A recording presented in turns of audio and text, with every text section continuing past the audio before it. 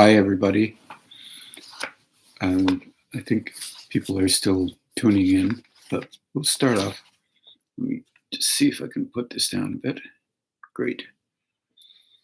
I have a question here from Marlene. I don't very often get them from her, but here's one. It says in the 23rd Psalm, there is a line near the end, actually near the middle, but middle end. Thou preparest a table before me in the presence of mine enemies. It's the Old Testament, or in the Torah. Thou anointest my head with oil, my cup runneth over.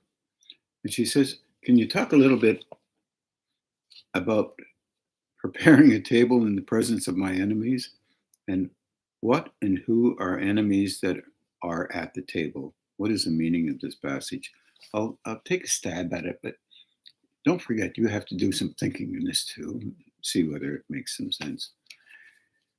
If you remember the times of David, that's quite a long period of time ago, one could say. Different people have different times that it may have occurred in the thousands of BC,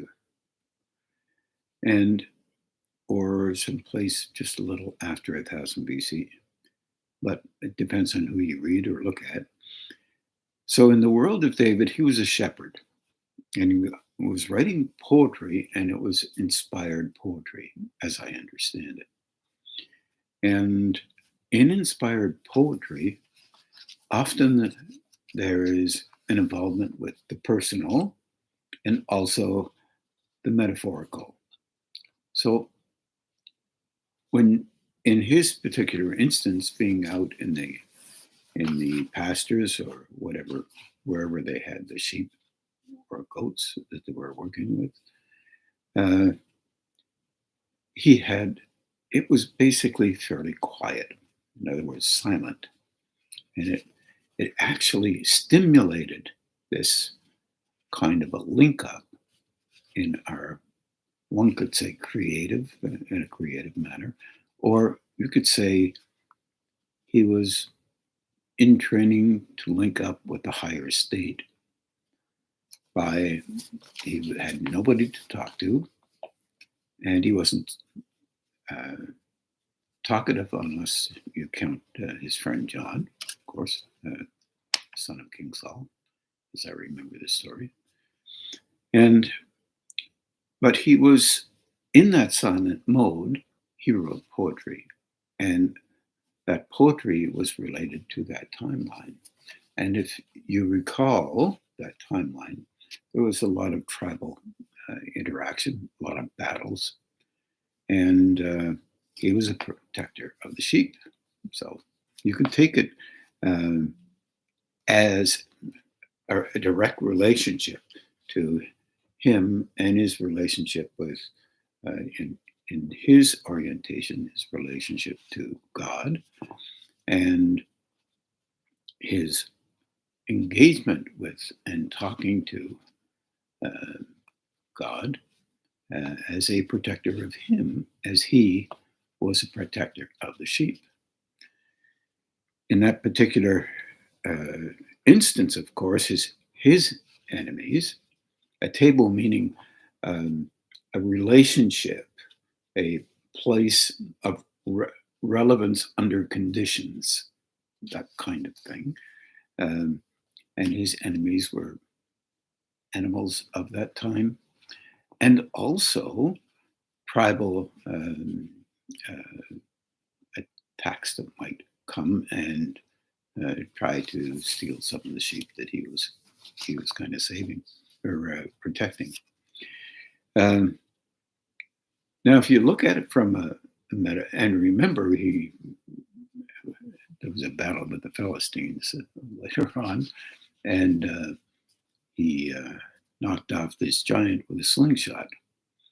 And so there were many enemies in those timelines. And that was a battle that, to be honest, no one ever thought that a slingshot with a stone in it would actually kill a very huge, powerful warrior.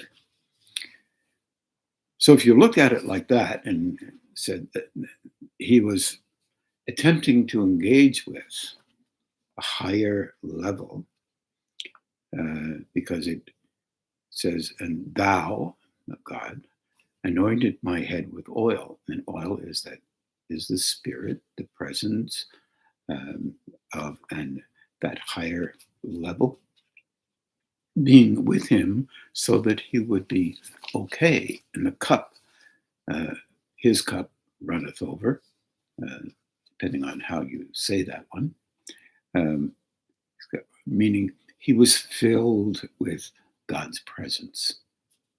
And therefore he was protected, no matter who his enemies might be. If you look at it from a metaphor, you can look at it like characteristics of the self, where, in fact, a person could be asking for help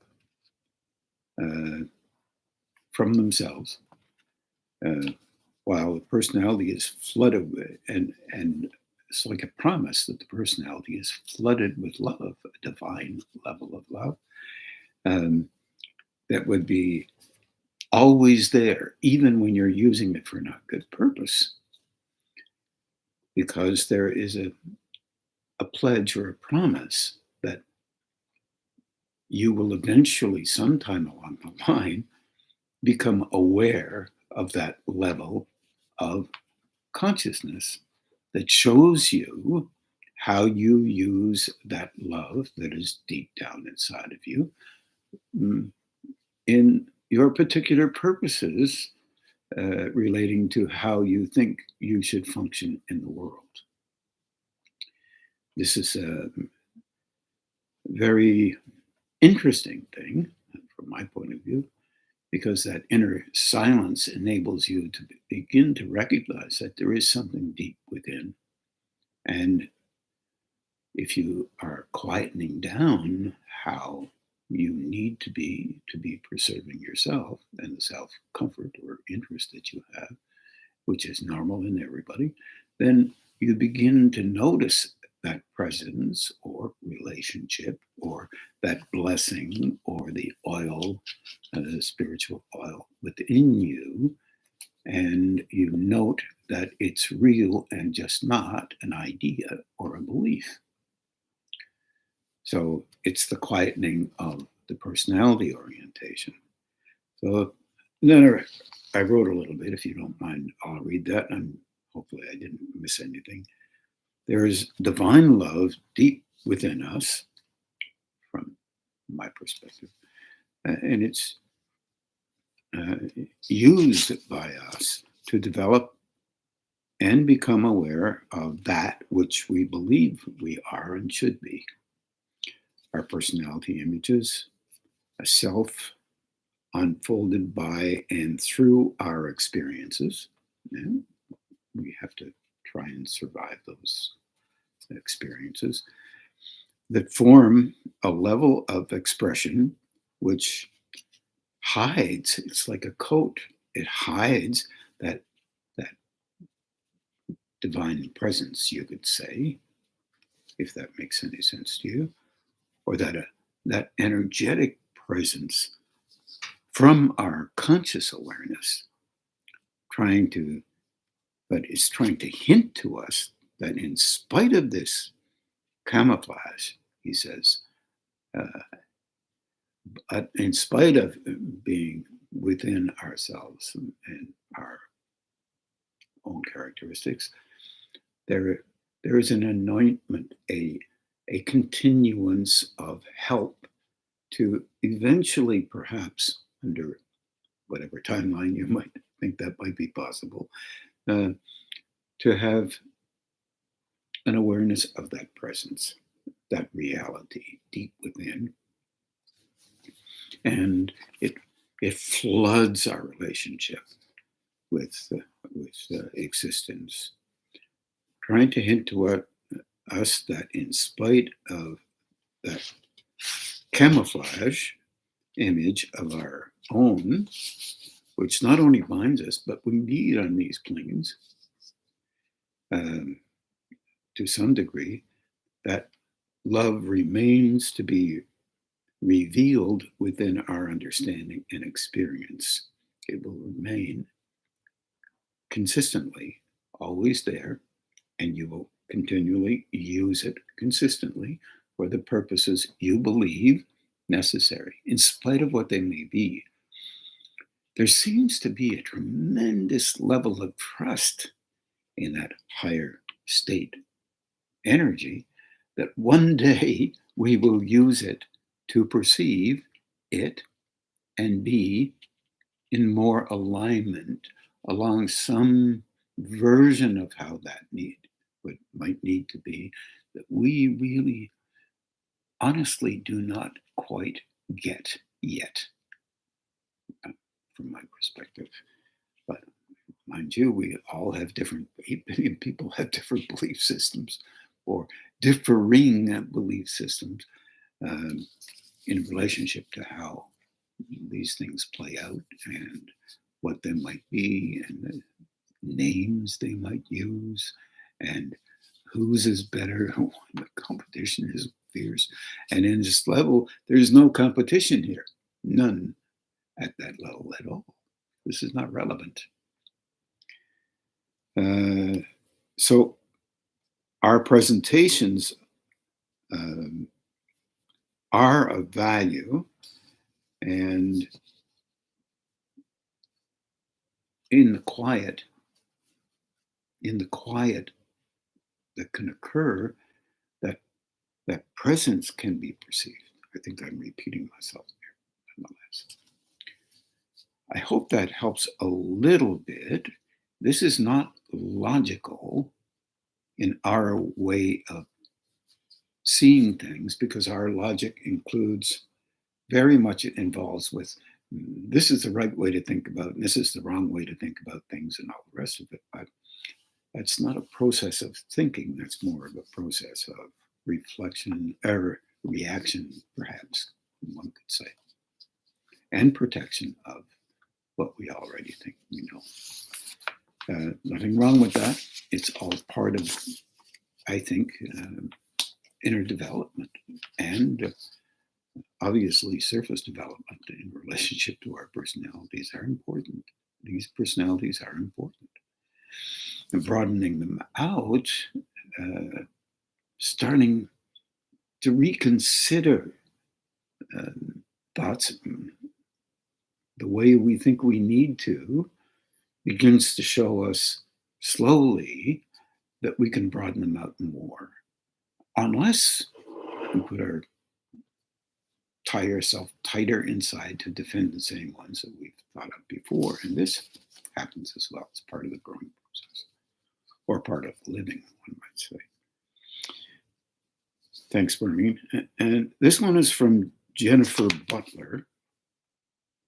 And she says, can you talk about the in-between place we seem to exist in when we are trying to grow?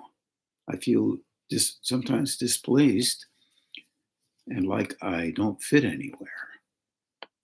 Is that a personal life training feeling? Or is it common amongst people who are practicing awareness?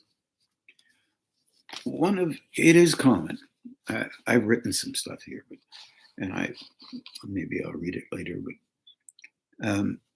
it is extremely common. And that's why what begins to happen is, as in the religious backgrounds and philosophical backgrounds, metaphysical or what have you, you begin to have groupings of people who are aligning with each other, and then individuals in that group have an experience, and it has to fit in the grouping. Otherwise, you're kind of banished from the grouping, or let's say you're considered a little strange. In reality, in most people who are tremendously interested in growing deeper, they touch on the same sensation. They have a sense that they have grown, and but they don't know where to put it. They know they're changing inside because they're not maybe reacting the same way as they had before. And of course, you realize that before means from the time you were 3 to 5 to 15 to 20 to 30 to 40, whatever age group it is. And only the very rare person begins to understand this way down around 8 or 10 years old. And there have been people who have recognized that. And but they're kind of forerunners. They're beings who have a conscious awareness of what existence looks like. This is very strange things to say out loud. In other words, they have an awareness of past lives. They have an awareness of something they have to do in this life, whatever it may be. But it's usually focused on something higher. And higher meaning something different than many of us who have various beliefs. And it is primarily service oriented. What can be helpful to others, primarily in that general space. It's not personalized. They go about their business and they go about doing it the best they possibly can. And they may leave early this existence. When their mission or job is done, they just leave. In other words, they expire. It's time, and not really necessary to stick around. Let's just expire. And they do that through a kind of meditating platform, or they leave their system and they don't return into it. In other words, that element within us, it is real and deep down can leave the system and not come back based on, like an astral travel thing. It's more like leaving it deeper down, and because the timing is right to do so in relationship to having done something that would be helpful to a species, for example. Yeah, a little bit woo-woo there from some people's point of view, and not so woo-woo from other people's point of view. I'll read this, Jen, and forgive me for doing that, but nonetheless, hopefully it makes some sense. As we are growing, much of our personality is noted or recognized as part of how we comfort ourselves. This takes a while to get to that particular place. There's no judgment in this, no negation in it. It's just what we all do. We do this from the time of our interaction with our earliest years. And right from the get-go, we're happy to be able to be fed by others and kind of taught by others in some way, so that we can continue understanding what it is to live on in this species, on these planes. So how we comfort ourselves. If that is quieter, we notice spaces of time where we are silent more in the comforting reflex, and our awareness is enhanced or strengthened.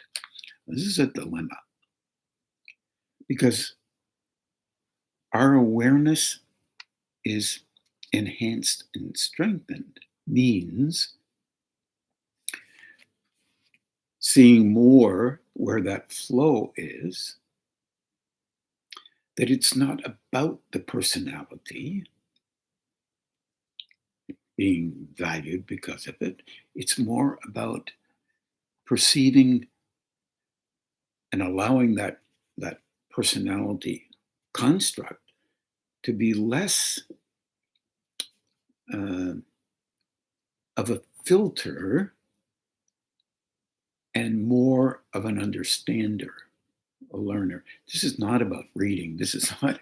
This is about perceiving in an in-depth way and being stimulated within in such a way as to have realizations occur that have nothing to do with beliefs, nothing to do with protective engagements. However, in a personality, we already have beliefs, we already have protective engagements. And this is the nature of what we do here. And we must do that at these levels. We must learn, we must allow others to learn, um, and also to learn past permanent ideas about belief.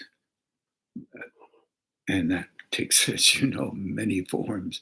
And we all have said, oh my gosh, how can a person think this way or that way or this way or that way? Or so many that ways and this ways. And we've all had reflex reactions. So getting to the point where you see the reflex reaction and realize that that is a part of your method of comforting yourself so that you think you will be of some value somehow in your personas or way of engaging with life that you give yourself a gold star for. Uh, Gold stars come and go, and gratefully they do, because maybe a gold star in one way of thinking later on helps you to engage with a different way of thinking, something a little bit broader. It's a very difficult place because this begins to happen in quieter moments as opposed to energetically reflexive responding moments that are reiterating over and over again the value of what you in particular think must be valued. Well, guess what?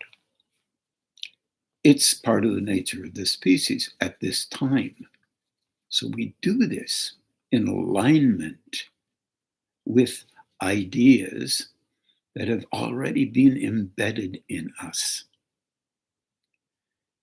And that energy in you enables you to do that, whatever it may be. It will give you tremendous amounts of juice to do it.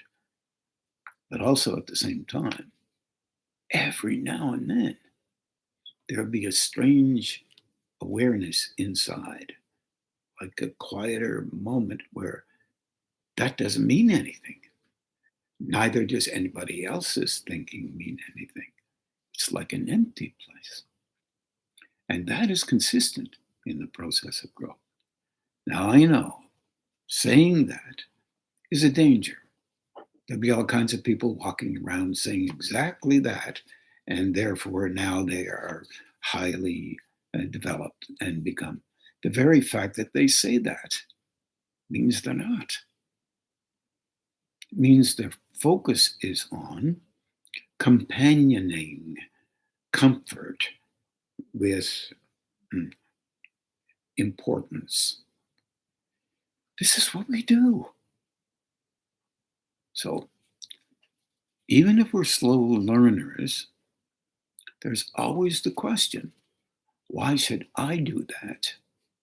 Why should she do that? He do that?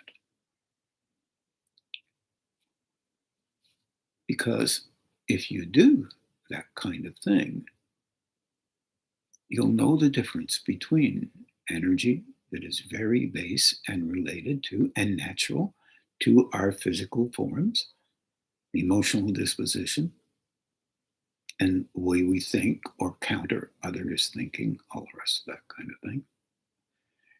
And then see something else occurring within the mind, within the emotions, and within the physical. I don't think that's a panacea. I think that's difficult to deal with because often you will know what another is thinking. Often you will perceive their emotional, not on the surface stuff, deep down, where there's a whole bunch of fidgeting going on, and they are trying to uh, present themselves as valued. And physically, if you perceive it emotionally, it affects the physical body, it touches the physical body. And then you have to learn to let it go as opposed to in a quiet space in whatever which way you can, energetically, if it's possible, if you have learned how to do that, emotionally, if you've learned how to do that, even intellectually or differently in a mind space, which is different than that intellectual orientation, but they both coexist in that state. But it's learning. Huh. I think we have eons of time of learning. I'm hopeful that we don't annihilate ourselves. If we are not in this form, we'll be in another, one could say. But learning is not easy. As Jen said, if there's an empty space, we're not used to those empty spaces. We have reflexes that denegate these, put them down, and they're not to be put down. But then we have to learn how to be okay in them as well, sometimes, when we're not quite okay, how to fill them. Physically, be constructive. Emotionally, be constructive. Mentally, be constructive. Do something that will help you to understand beyond where you are. This is not so simple. Do something that will help you soften your emotional reflexes. This is very difficult to do because we have and we know what we know, and it's like seeing a picture for the first time, and you're not an artist or an art historian, and I don't know if that's any good, but I like it, and therefore it must be good. But we don't have any idea unless we do. Now you can learn about art. You can become more cognizant about what good might be and see if it aligns with you. There are some pictures. I remember seeing one at the National Gallery. It was a white piece with a smudge of some color on it, and it was considered very good. I didn't consider it very good, but I'm ignorant about that kind of abstract art. But there are other kinds of art that I really enjoy. So it aligns with you. But it doesn't mean it was good art. It just means it was a art that aligned with you. And we do this in our growing process. We engage with ideas and attitudes and formula, unknown to us sometimes, that we believe must be consistently there for the purpose of being of value somehow along the line. We do not understand that we are of value always. Life is precious. Learning how to live is one of the things that we don't spend much time on. Of course, others would tell me that can't be true because we take a look and try to live life the way we think it should be, and that's what you have to do. Okay, I'm sorry, Jen, I got carried away there. It is there in our awareness, that silent mode, those quieter moments that are there. It is there where we recognize more of our vulnerabilities. And the fact that we have cultivated ways of engaging to kind of not recognize those vulnerabilities because they're very difficult. But you don't have to live there. It's recognizing them. And that helps us a little bit to be able to engage with life despite some of the vulnerabilities that occur. It takes time to get used to the quieter moments that appear. I remember a couple of stories, which I won't repeat, about sages in India or Tibet, of people who were very young and went out and started meditating with their back on a tree and went into a level of nirvana or samadhi, very high states, and could perceive, their words, God in them, glowing and peaceful and loving beyond understanding. Well, it was truly beyond understanding, for sure. But many have cultivated their understanding and redefined what it might look like. Therefore, that feeling that they get is God. And it is because it's cultivated by them with that love. That silence is a place where you can perceive that.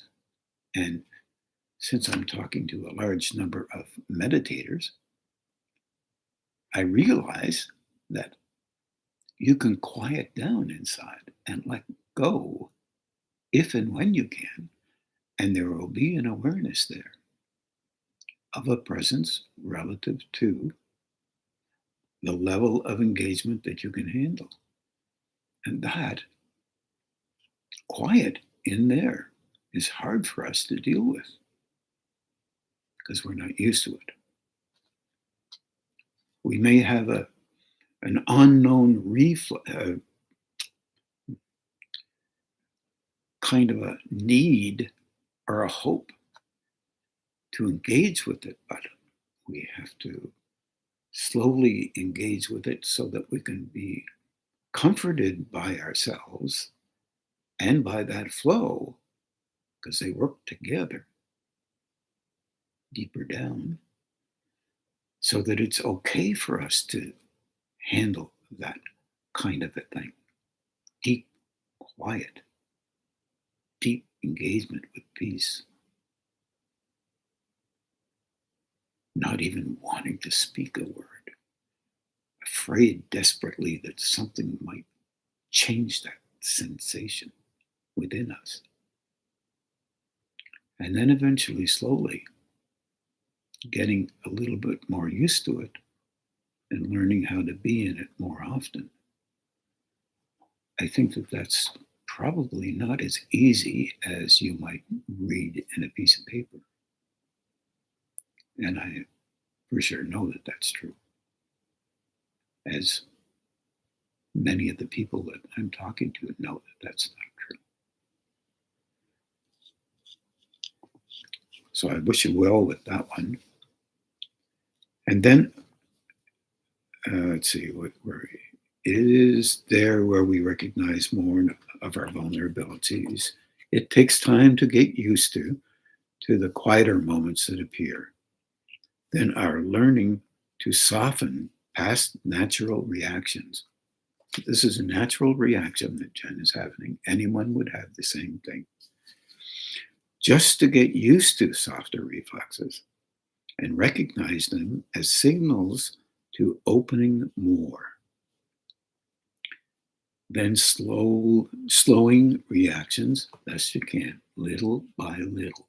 There's no timeline in this, none. And allowing the quieter to be okay. Quieter aspects inside to be okay. They will come in and out, in and out, in and out. And they'll let you engage with life while while it's quiet inside. This is an encouraging thing for us. So it's not like we have to, today we're not very able, tomorrow I have to be done by tomorrow, because that means I'm better than anybody who doesn't do it by tomorrow. All that is personality engagement. Quietening that down helps more, softens the energy coming in, makes it gentle, respectful. It already is, but it's doing you. It's helping you to be the way you think you need to be a you that's very important to you. Nothing negative in all of that. None whatsoever.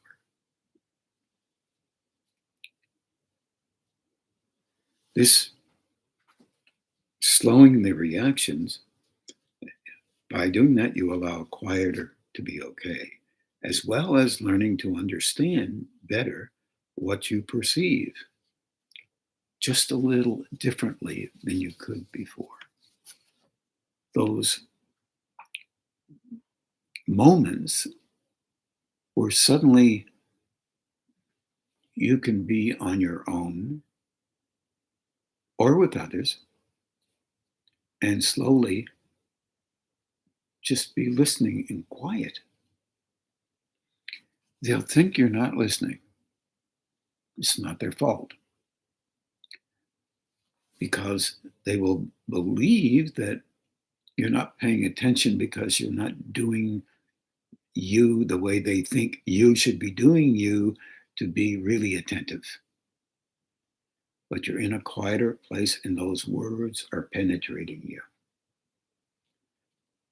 And there is a knowing in that, those words. Those words have frequency. They're rapping. They're engaging like waves. They're expressing into you. There's an expression in you that relates and is reminiscent to them. So at that point, you need to allow them to be there so you will be able to be watching you. Remember that part?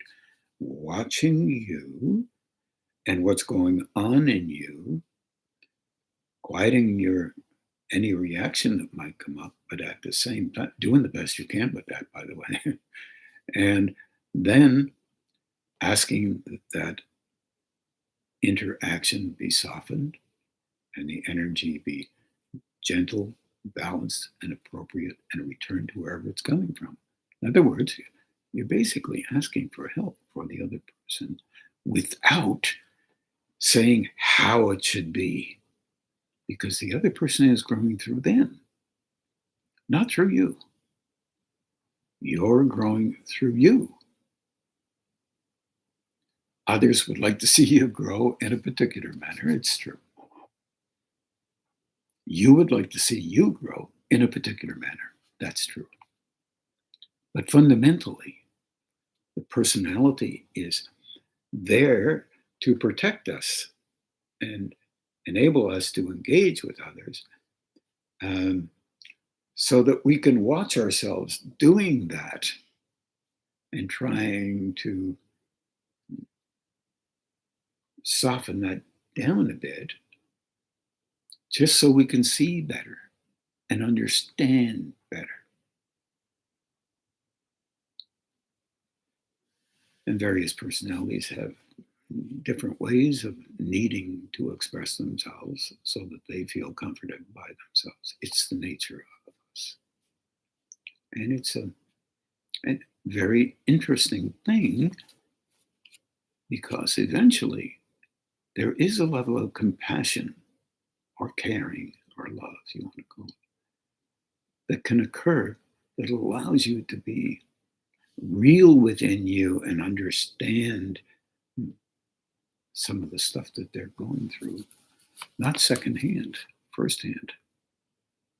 Firsthand meaning not experiencing that in their lifetime, but it's in you and you know that's where they are.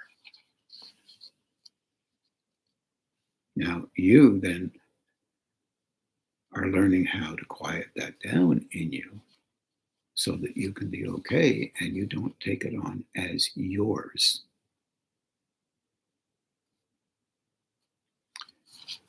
This is a growing process. Just saying you're growing doesn't make you be a grower. Doing and helping and being not only kind to others, but kind to yourself and respectful of both. Not so easy in our world, as you all know, because you are living people and you're engaging with life. And you've done so and have a lot of experience doing so. It's not about becoming perfect, it's about knowing, seeing, being okay, and understanding that everyone is moving in a direction relative to them until it broadens out, and then it's still relative to them in a broadening out way.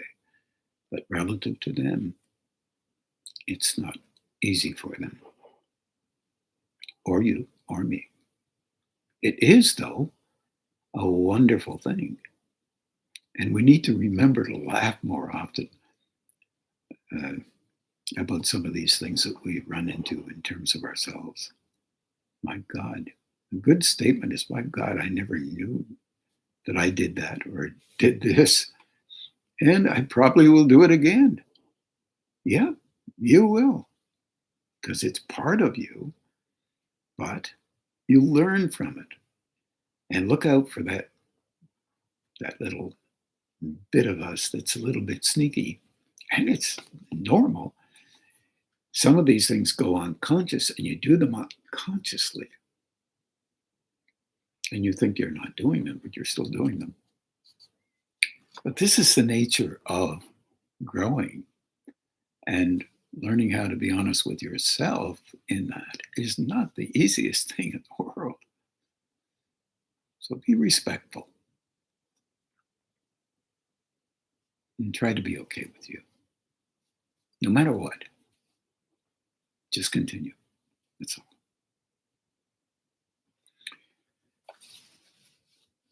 I hope that helps a little bit, Jennifer. I think I have a little bit of time left. There's a question here that Marie-Josée Perrier asks. Why does it feel sometimes that we are not moving in growth in a place so long? I took this to mean something like this. Our basic need is to grow slowly. There are sometimes folks who can grow a little faster. And in doing so, they have a responsibility with that growing. As you know, the idea of growing has an awful lot to do with being able to have energy operate through you for a purpose that relates to the energy operating through you, not from you. This is what I believe is valuable. This is not always what others believe, and you need to know that. That's why it's important for you to engage with less with reflex reaction and more with attempting to think things through, to utilize the emotional mind to the point where it can handle a quietening down within its reflexive response mechanism so that you can perceive ideas different than the ones you have in your mind, or that your mind may be receptive to. You don't have to agree with them. You actually don't have to agree with yourself. But it's very difficult not to agree with yourself because we're not in the area of thinking all the time. We're in the area of emotional reflexes that decide what is right versus wrong based on old ways of acting. And that will continue for everybody. The trick is seeing them when you notice them, then shifting a little bit, and then wondering what else might be possible, or whether your idea is not necessarily as real as possible. Now, when I say that, it's obvious that I'm saying that to myself as well as I'm saying it to everyone else. It's not a bad thing to do. Say it to yourself, not about other people's ideas, but your own. There might be something broader, and you think there's nothing broader. I know one thing about spiritual development. Over the years I've been involved with it, and lifetimes I might add, there's always more. That last part is more important than anything I can ever come up with, or anybody else can come up with. There's always more. Universal is huge. Infinity, we have no marker, but we have a symbol for it, but we have no markers for it. The experience of an engagement beyond anything that we can mark and define may be more real than our movements, our natural, wonderful movements towards understanding.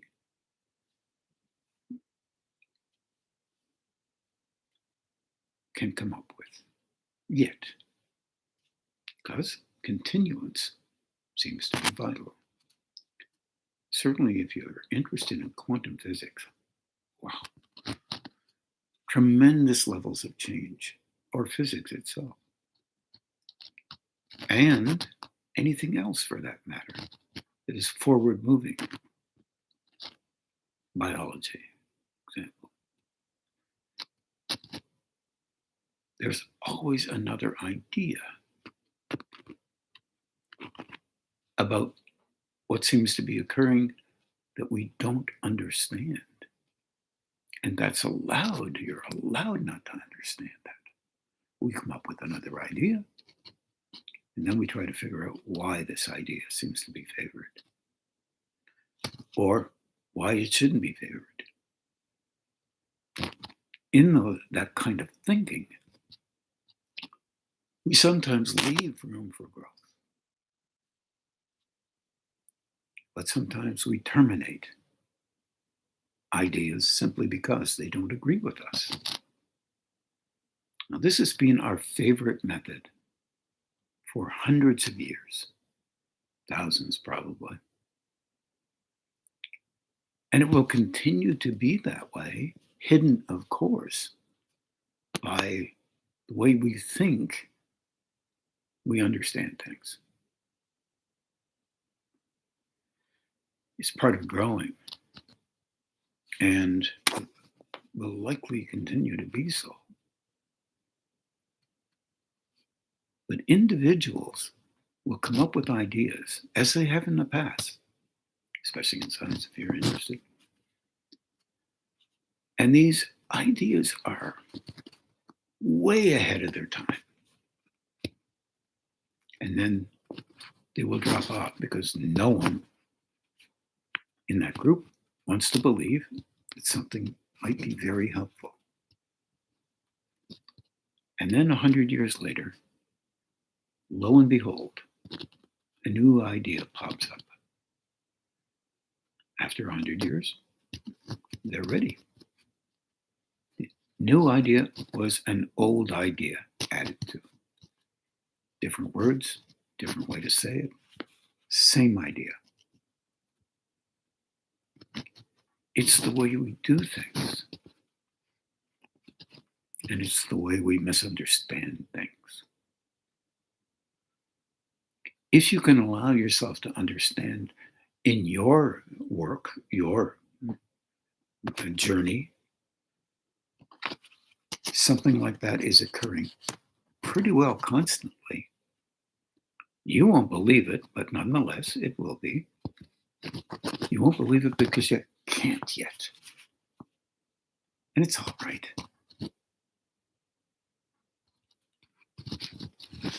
But time will conspire. In other words, your mind will take in some different things. Or not. But that's a movement within you. And a movement, same would be true for me, as anyone else. We're all human beings on this planet.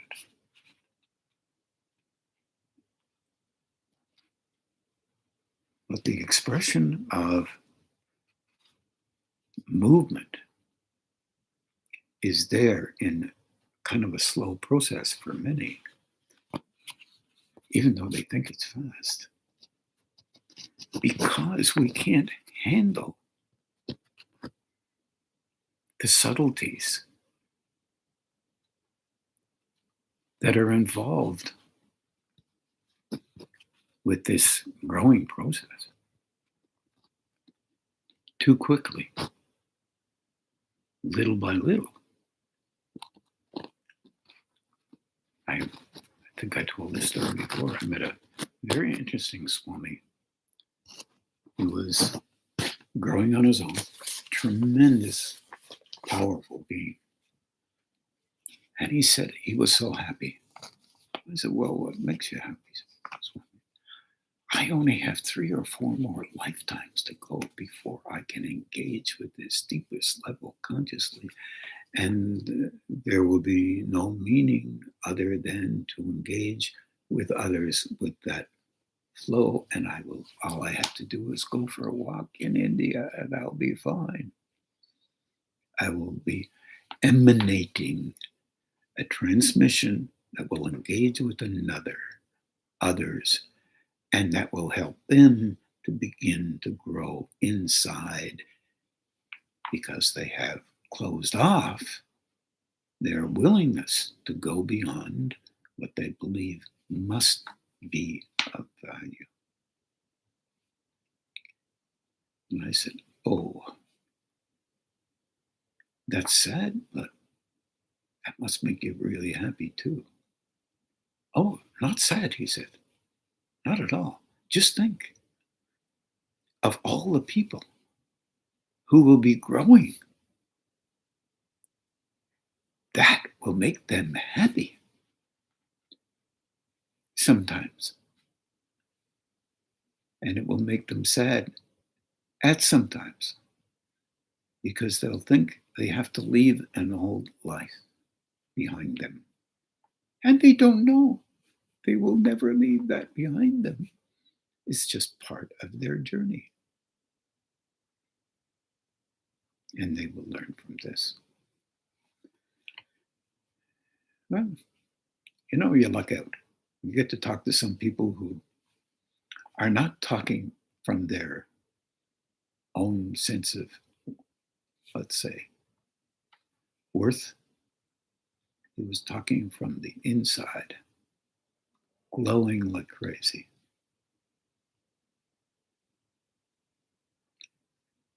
I wish him well. Oh, that we only had 2 or 3 more. If you believe in these things, mind you, if you don't believe in these things, it won't much matter if you happen to come back. You won't remember you were here before. Unless, maybe, you will. And that might be interesting. I think it's timely. I think we're going to meditate now. And I hope you got something out of that, Jen and Marlene and Marie-José. And please take care of yourselves. Stay safe. Bye for now.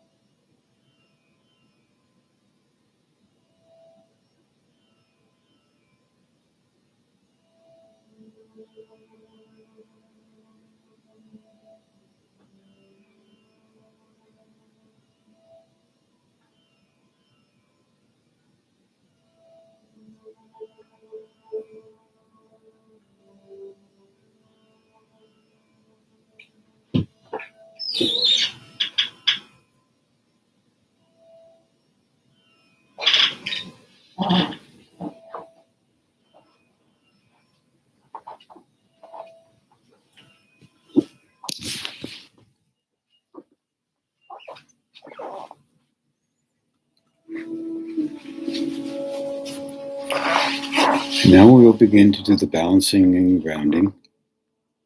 You just take your time.